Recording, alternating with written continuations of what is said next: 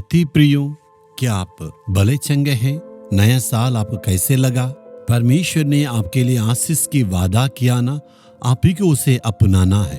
परमेश्वर ने जो कुछ वादाएं आपके जीवन में किए उसे विश्वास करना, प्रतिदिन प्रार्थना करके उसे आपको अपनाना है। आज के वचन को भी हम अध्ययन करेंगे। आप ये सोचेंगे मेरे पीछे इस स्थान को देखे, सुंदर स्थान है, कहाँ पाया जाता है? ये है न्यूजीलैंड की ऑकलैंड नामक समुद्र के किनारे है। न्यूजीलैंड ऐसे देश है चारों तरफ में इतनी सुंदर है। इस देश में वचन की सेवा करने के लिए आए हैं। परमेश्वर ने मुझे यहाँ लाया है। परमेश्वर ने सेवा को भी आशीष दिया। इस सुंदर स्थान को आपको दिखाने के लिए मैं यहाँ पर खड़ा हूँ।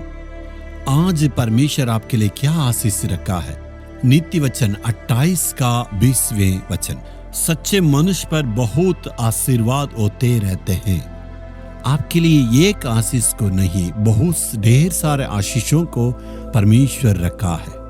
परमेश्वर कहता है आपके लिए आशीष की बेशुमार होंगे।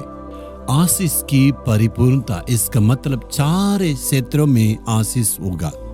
किसी की जीवन में आप ध्यान देंगे तो आशीष की कमी नहीं रहेगा, धन दौलत बढ़ते रहेगा, लेकिन शरीर में इतना बीमारी है, बहुत परेशान रहेंगे।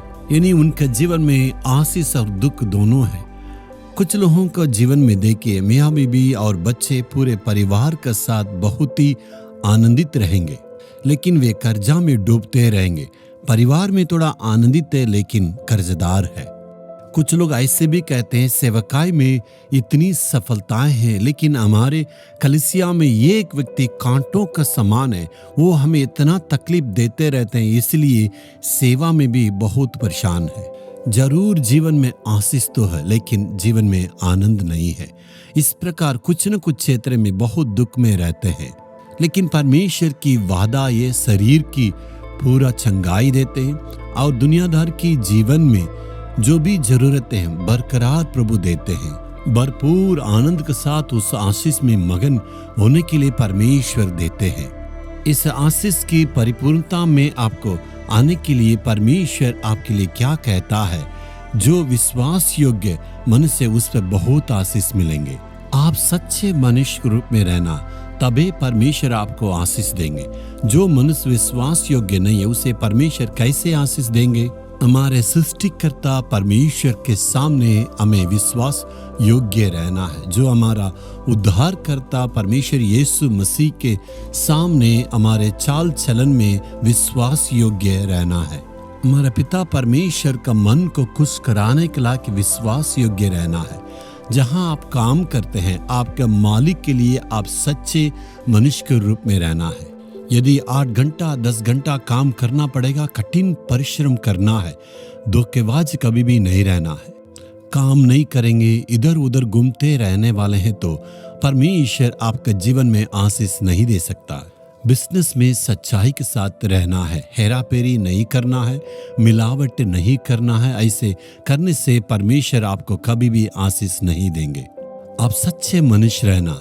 यदि आप धोखेबाज है तो प्रभु आपके जीवन में कैसे आशीष देंगे? खुद अपने आप को जांचना है। यहूदस को परमेश्वर ने विश्वास योग्य समझ के उनके हाथों में जिम्मेवारी दी, लेकिन उन्होंने दुश्मनों के साथ मिलकर यीशु मसीह को पकड़वाने के लिए और निर्णय किया। विश्वास योग्य नहीं है, इसलिए वो आत्महत्या किया। नया नियम में अननिया सफीरा नामक पति पत्नी अपने धन दौलत को बेच के परमेश्वर के पास देने के लिए उन्होंने तय किया था।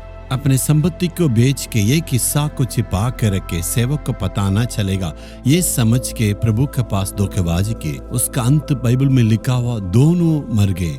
जो विश्वास योग्य नहीं है वे नाश हो जाएंगे।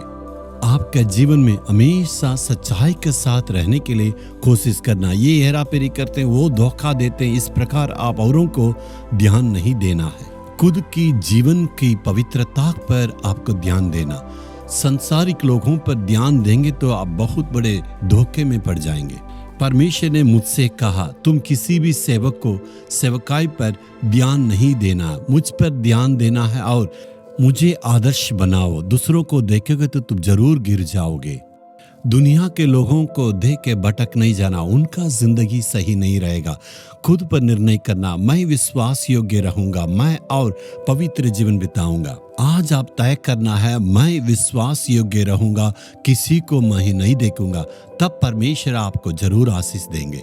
आज हम परमेश्वर से कहेंगे, हे प्रभु मैं विश्वास योग्य रहना है और जहाँ रहता हूँ वहाँ पर प्रभु सच्चाई के साथ रहूँगा। जो कोई मेरे ऊपर अधिकारी में है उनके सामने मैं विश्वास योग्य रहने के लिए आज अर्पण करता हूँ। मेरे सारे कमजोरियों को तू दूर करना, यीशु के नाम से दुआ मांगता हूँ, आमीन आमीन।